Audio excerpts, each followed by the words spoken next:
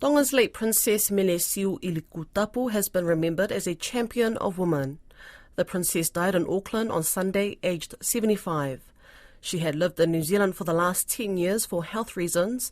Her Royal Highness was devoted to advocating for women. Koroi Hawkins spoke with RNZ Pacific correspondent Kalafi Moala about Princess Siu'ilikutapu's passing. Yes, it really is a very sad day, a great loss for the kingdom in the passing of Her Royal Highness Princess Mele Siu'ilikutapu in New Zealand. She was at the Auckland Hospital. I think it's important for people to know she has been in New Zealand for the past 10 years on a dialysis treatment.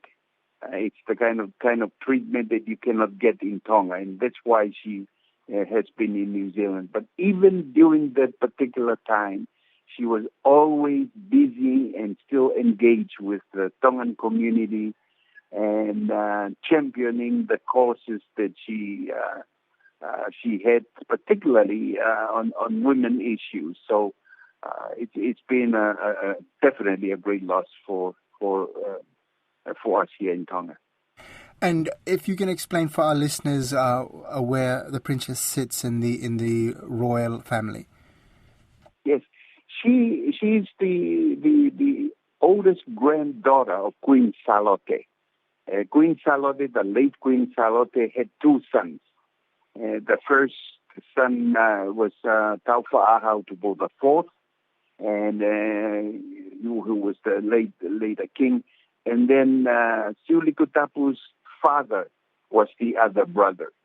And so she's pretty high up. In other words, in our Tongan way of succession, if for example, the crown prince passes away or something happened to him, the next in line will become the king or the queen, And she was pretty high up. She was about, I would say, number 6 or 7 in line for the crown, and which is why when her body is going to be brought into Tonga, the palace office has announced that she's going to be buried at the royal tomb, and only people who are very much at the core of the royal family are buried at the royal tomb.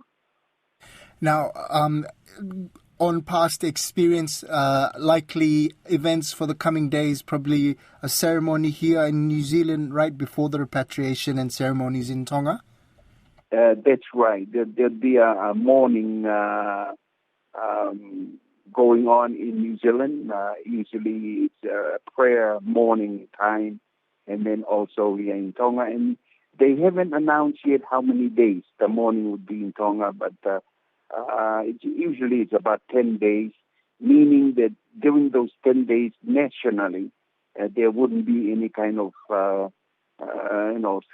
other celebrations, and then the family will be holding prayer services every day of those 10 days. How has the reaction been to the passing in Tonga? Yes, that's a very important question, because I have not seen in recent years anyone from the royal family or from our nobility that have passed that has gotten such a very deep emotional response like it has been with Siu'ilikutapu.